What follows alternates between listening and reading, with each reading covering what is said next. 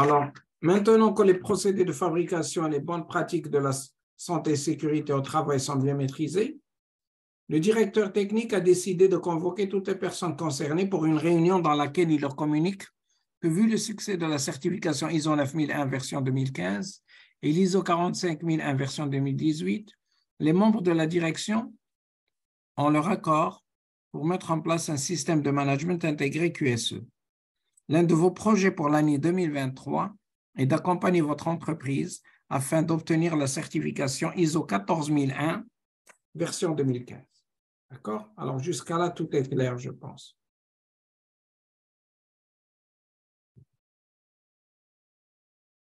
Alors, le travail à faire, comme vous le savez bien, j'ai enregistré 2 vidéos, l'une sur la mise en place de l'ISO 9001 et l'une de la mise en place sur l'ISO 45001, pardon. Et ce soir, on va faire la mise en place d'un système de management environnemental. D'accord? Votre directeur organise une réunion dans son bureau et il vous demande de lui décrire concrètement les différentes phases de la mise en place du système de management de l'environnement. Question 2. 2 jours plus tard, il vous appelle au téléphone pour vous demander de lui donner une estimation du temps nécessaire pour obtenir la certification ISO 14001 version 2015. Question numéro 3. Il vous remercie de votre réactivité et vous demande quelles sont les exigences relatives à la norme 14001 version 2015. Question numéro 4. Il vous demande aussi de lui envoyer un document résumant toutes les informations documentées exigées par la norme 14001 version 2015. Je pense que les questions sont claires. Je vais vous proposer une version de corrigé. D'accord?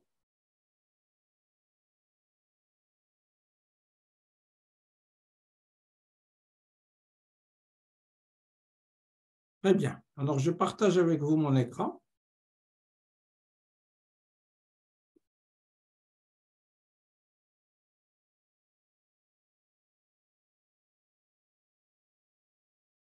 Alors, la mise en place va se faire grosso modo en 4 différentes phases. Comme vous l'avez vu, ici, je vais changer quelque chose de rapidement puisqu'on parle de la politique environnementale. C'est à peu près la même chose. J'ai utilisé la même approche. La politique environnementale ici aussi. Juste pour qu'il n'y ait pas de confusion. La semaine dernière, on avait parlé de santé et sécurité au travail. Maintenant, on parle de la politique environnementale. D'accord? Très bien.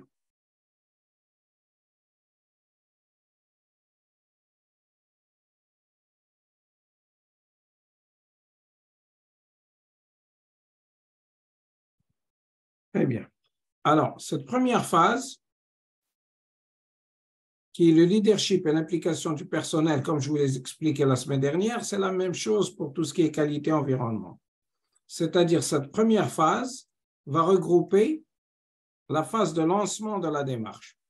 Alors, pour lancer la démarche, il faut d'abord rédiger une politique environnementale. Et n'oubliez pas qu'on a déjà rédigé une politique qualité, une politique sécurité. Maintenant, ce qu'on va faire, c'est on va essayer de combiner les 3 politiques en une seule politique. La politique qualité, la politique sécurité et la politique environnement. D'accord? La deuxième, c'est communiquer bien sûr la politique environnementale aux salariés. Vous allez me dire, monsieur, comment on va communiquer cette politique? Eh bien, tout simplement, en envoyant un email à tout le monde, en essayant de former les personnes concernées des grandes lignes de cette politique environnementale. Et aussi, vous pouvez faire preuve de leadership, d'accord? Et vous avez bien, comme vous le savez bien, comme je l'ai déjà expliqué, que lorsque la politique qualité, sécurité, environnement est écrite, eh bien, elle est signée par le président directeur général de l'entreprise. Puis, vous essayez d'instaurer une culture SME au sein de l'entreprise.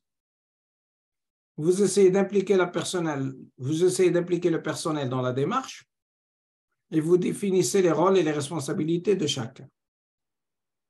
Bon, dans la phase 2, c'est là où commence la planification du système de management environnemental.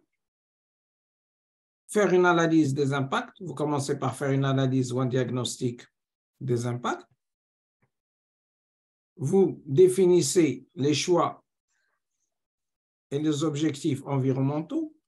Vous choisissez des indicateurs de performance pertinents et vous établissez les procédures nécessaires à la mise en place d'un système de management SME. Vous rédigez les procédures, les modes opératoires et les enregistrements, bien sûr.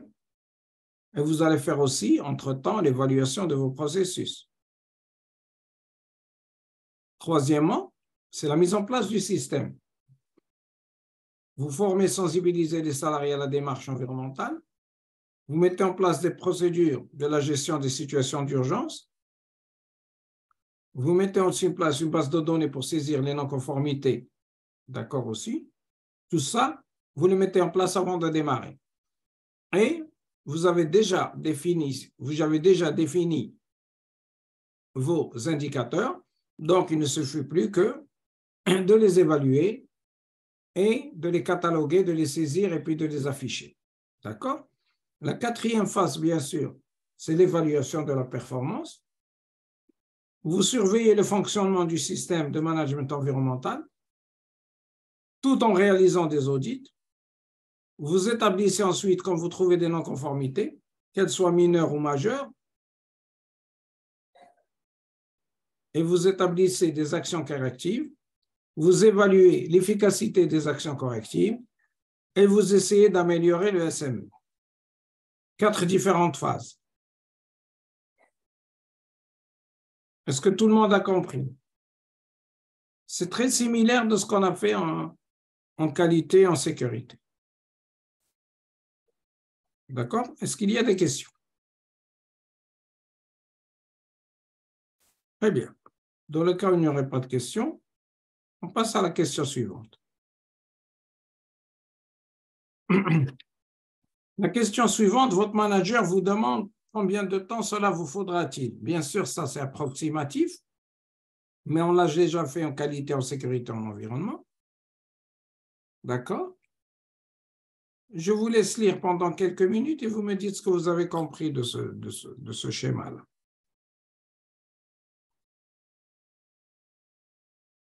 Vous commencez par l'étape 1. Je vous donne 5 minutes pour lire ça.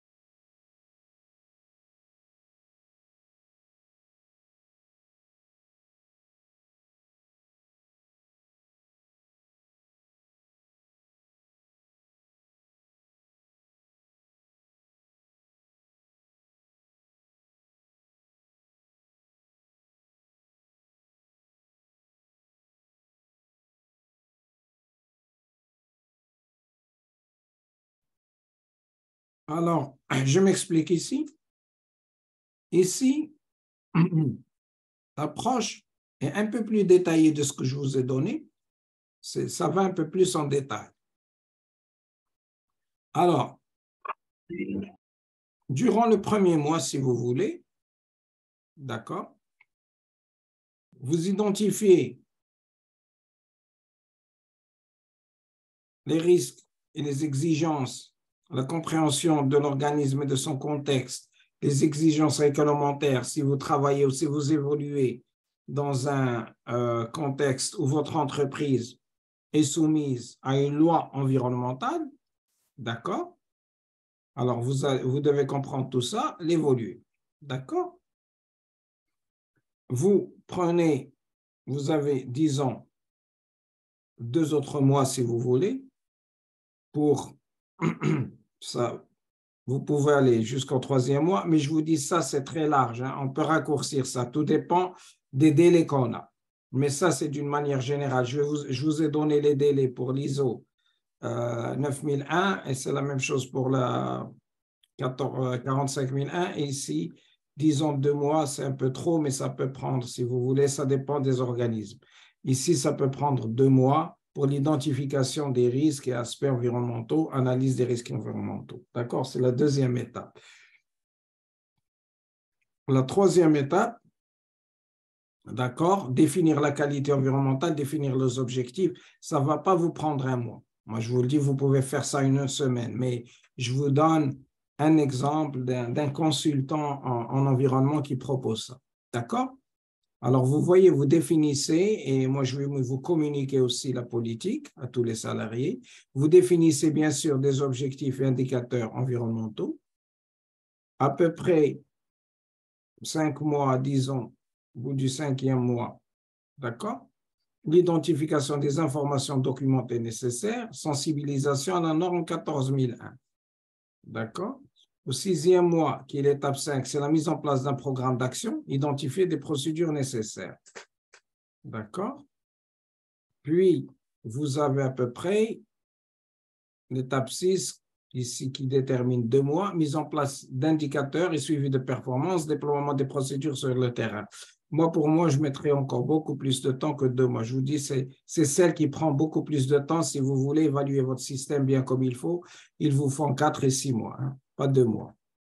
D'accord? Au bout du mois 10, vous en êtes aux audits internes, revue de la direction. D'accord? C'est là où vous évaluez comment votre système a été performant ou non par rapport aux indicateurs déjà établis. Et au bout du 12e mois, c'est-à-dire ici, il vous dit que ça vous prend 1 an pour obtenir la certification. D'accord? Vous avez compris. Ça vous prend 1 an pour la certification. Est-ce qu'il y a des questions sur cette approche? L'approche est la même, que ce soit la qualité, la sécurité ou l'environnement. Il peut y avoir des petites différences, mais si vous voulez, d'une manière générale, vous avez besoin de ça. Ça va vous prendre à peu près, comme je vous l'ai dit.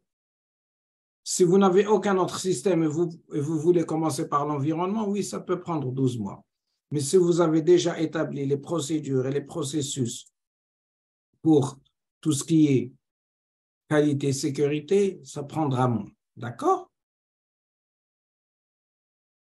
Alors, en ce qui concerne la 3e question, on vous demande les exigences de l'ISO 45001. Alors, je vous ai donné ici les principaux chapitres de la norme, avec chaque chapitre, le nombre d'exigences contenues en 5 chapitres.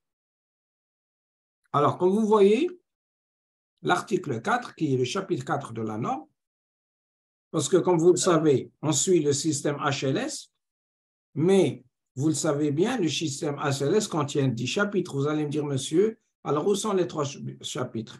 Alors, vous savez bien que le chapitre 1, le chapitre 2 et le chapitre 3 ne contiennent aucune exigence. Les exigences commencent à partir du chapitre 4. D'accord? Quelles sont ces exigences? Eh bien, vous avez 15 exigences, 2 dans le contexte de l'organisme, 3 exigences dans les parties intéressées, 8 exigences dans le domaine d'application et 2 exigences de système de management environnemental.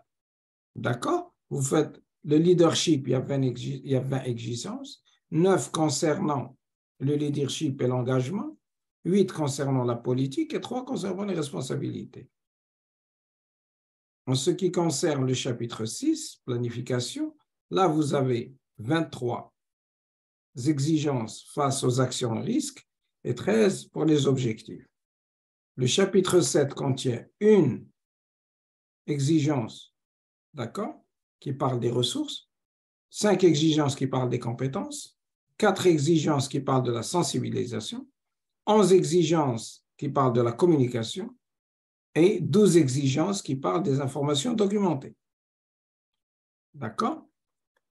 Le chapitre 8 qui est la réalisation, d'accord? Alors, vous avez situation d'urgence 8 exigences, maîtrise opérationnelle, 10 exigences, ce qui vous donne 18 exigences en tout pour l'article 8. Alors, le chapitre 9, performance, il y a 45 exigences. Il y a la revue de direction qui a 21 exigences, les audits internes 9, surveillance et mesures 15. Et puis, vous avez le chapitre de l'amélioration continue, si vous voulez. L'amélioration continue a une exigence, les actions correctives en ont 12. Si vous additionnez toutes ces exigences et vous mettez 15, plus 20, plus 36, plus 33, plus 10, plus 9, plus 18, ça nous donne 180 exigences en tout. D'accord? Je vous donne 2 minutes pour voir toutes ces exigences et si vous avez des questions, d'accord?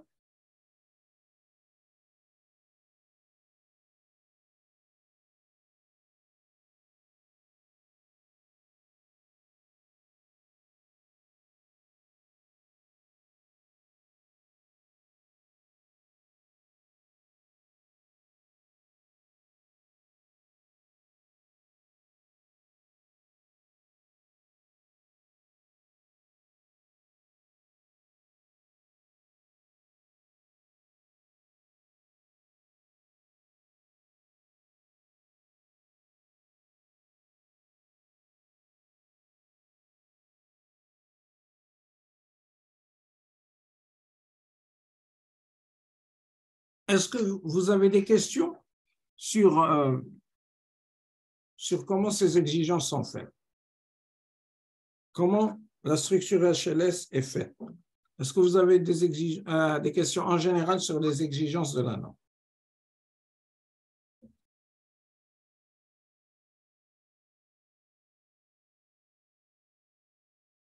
Je pense qu'on l'a vu, mais vous pouvez me dire, monsieur, comment trouver ces exigences? Alors, donnez-moi une minute, je vais vous montrer une seconde. Donnez-moi une seconde.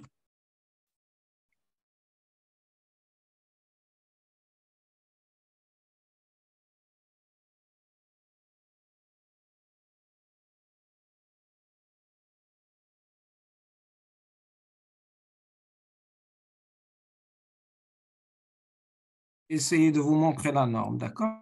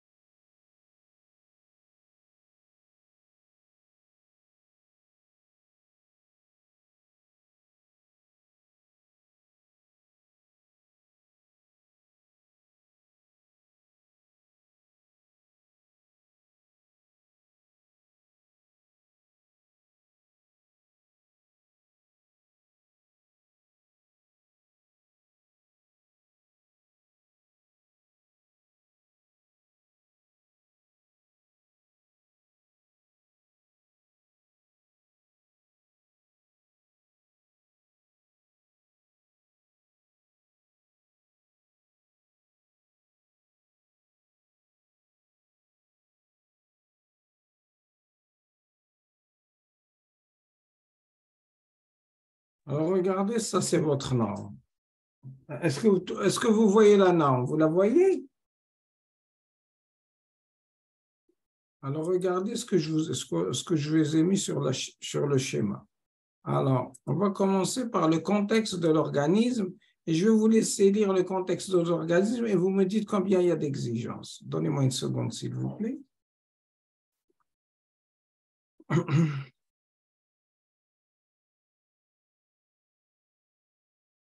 On part au chapitre 4.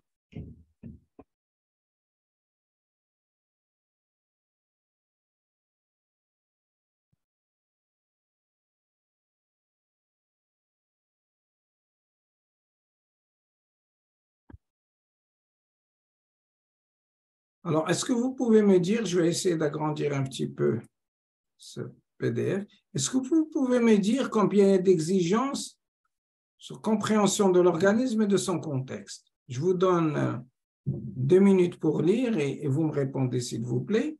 Combien il y a? La question c'est combien il y a d'exigences, c'est comme ça que les exigences en ressortent. Combien il y a d'exigences dans le sous-chapitre compréhension de l'organisme et de son contexte? Je vous donne 3 minutes. Lisez tranquillement et vous pouvez me répondre. Quand vous...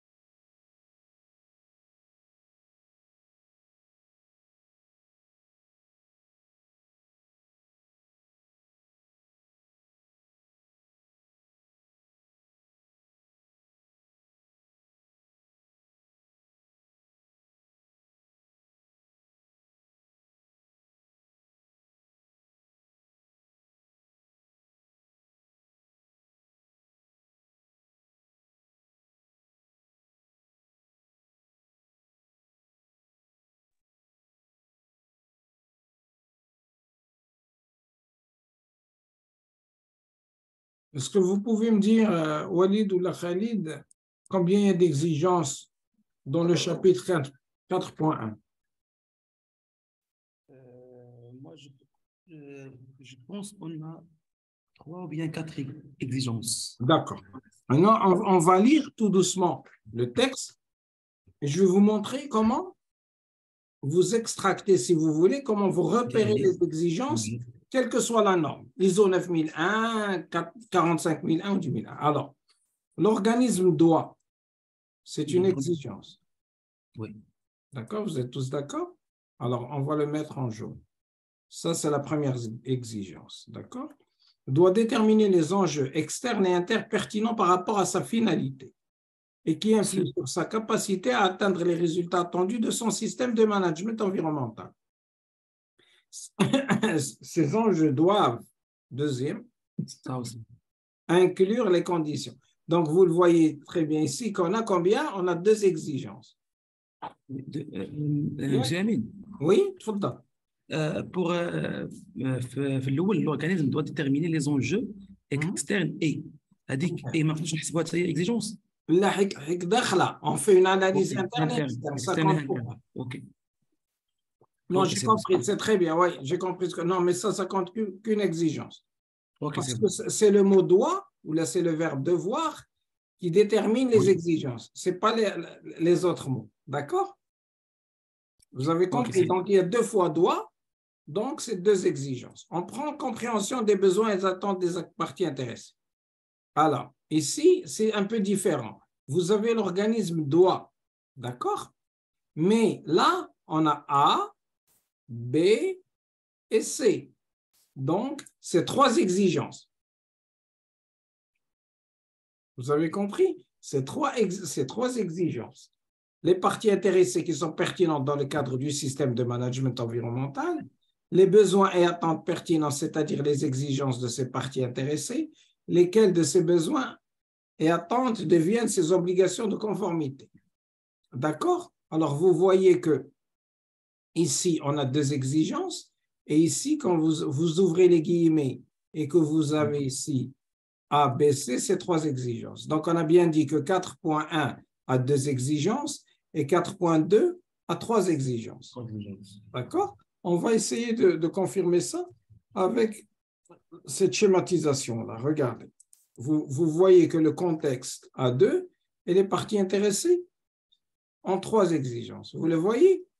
Donc, la schématisation est correcte. Celle que je vous ai envoyée, elle est correcte. D'accord? Donc, c'est comme ça que vous déterminez les exigences. D'accord? En ce qui concerne, et vous continuez à lire la norme et à isoler toutes ces exigences. D'accord? C'est comme ça que font les auditeurs. Ils isolent toutes les exigences et vous devez les satisfaire pour être certifié. Et quand on a expliqué dans l'ISO 9001, parfois vous n'avez pas besoin de satisfaire toutes les exigences pour avoir votre certification. Il peut y avoir des exclusions dans certains cas. Alors la dernière question, c'est que votre manager vous demande quelles sont les informations documentées, d'accord? Les informations documentées que vous devez avoir. Qu'est-ce que ça veut dire, les informations documentées ou la conservation d'informations documentées? C'est-à-dire, c'est là où on vous demande, par exemple, la politique, est-ce que vous l'avez? On vous demande, par exemple, les enregistrements, dans certains cas, si vous les avez. On vous demande de voir les audits, les rapports d'audit, d'accord? On vous demande de voir les rapports de revue de direction. Vous voyez pas mal de documentation. Votre analyse d'impact dans ce cas environnemental, d'accord? Donc, vos plans d'urgence, etc., etc. Mais regardez combien on a de documentation. Si on les compte, champ d'application du système de management environnemental, 4.3, politique environnementale, risques et opportunités identifiés, mesurés, mesures dérivées, processus nécessaires, etc. Si on les compte, c'est 1, 2, 3, 4, 5, 6, 7, 8, 9, 10, 11, 12, 13, 14, 15, 16 et 17. D'accord? Il y a 17 exigences documentaires. Vous allez me dire, monsieur, mais comment on va repérer ces exigences documentaires? D'accord. On repart à la norme. Je vais partager la norme avec vous parce que c'est important de savoir, surtout à votre niveau, comment repérer les exigences et comment repérer les informations documentées. D'accord? Je vais partager encore la norme avec vous.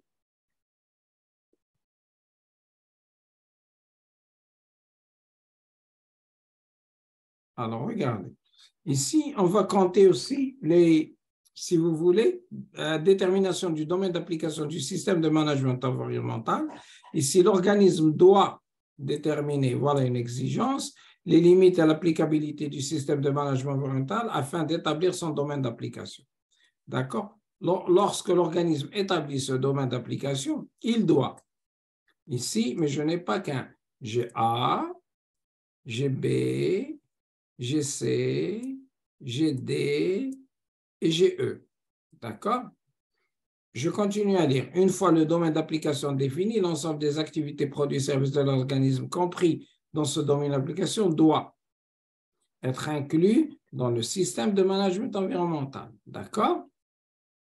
Le domaine d'application doit être tenu à jour sous la forme d'une information documentée. Et je vais la mettre dans une autre couleur, juste pour vous montrer la différence. Je vais la mettre en vert, si ça me laisse. D'accord. Alors, ce qu'on a mis en jaune, pardon, je vais le mettre ici. Ce qu'on a mis en jaune, c'est bien ça. Alors, dans le domaine 4, dans le sous-chapitre 4.3, j'ai une exigence, 2, 3, 4, 5, 6, 7 et 8. J'ai 8 exigences dans ce domaine, d'accord? Dans ce sous-chapitre, oui?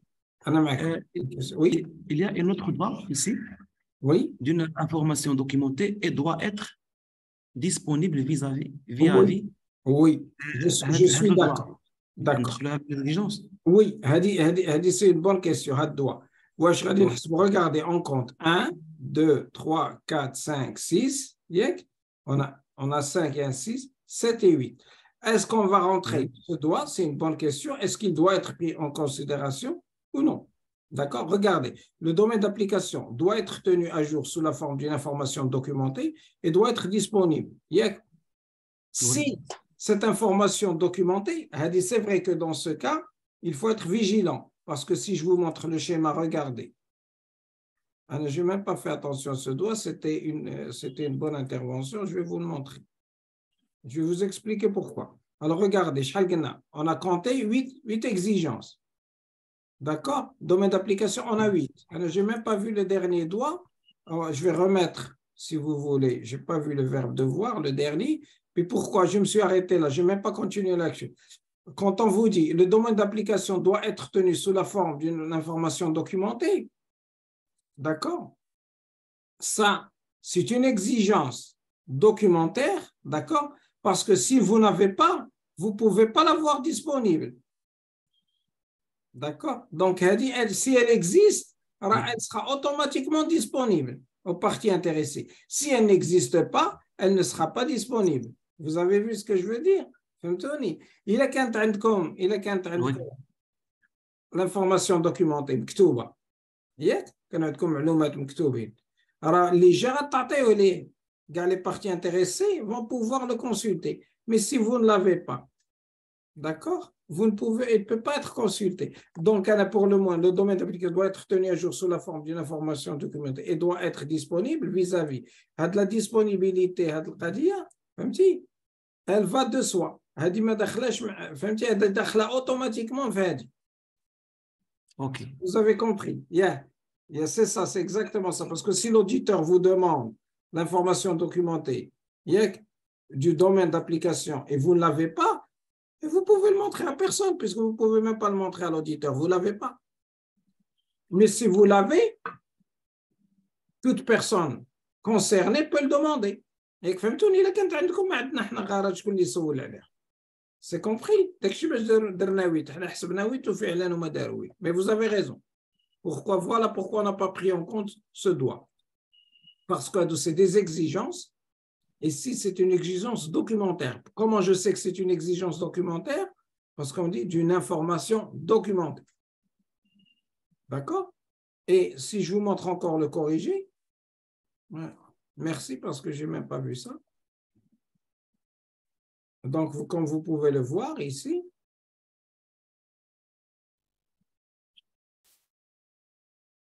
vous avez vos exigences là. Elles sont là, les exigences documentaires. Et ça, c'est important. Vous allez me dire, monsieur, mais pourquoi c'est important? C'est important parce qu'il faut savoir quelles sont les exigences documentaires.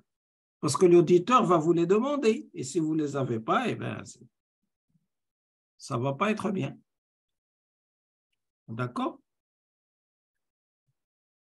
Elles sont là devant vous. Je vous ai donné tout ce qui est information documentaire concernant la qualité, maintenant la sécurité et l'environnement. Vous devez les connaître. D'accord? Je pense que vous avez reçu mes vidéos hier sur les autres cours. Oui, si vous n'avez pas eu la chance ou l'opportunité d'être avec nous, eh bien, vous pouvez toujours visionner les vidéos. Est-ce qu'il y a des questions sur ce qu'on a fait?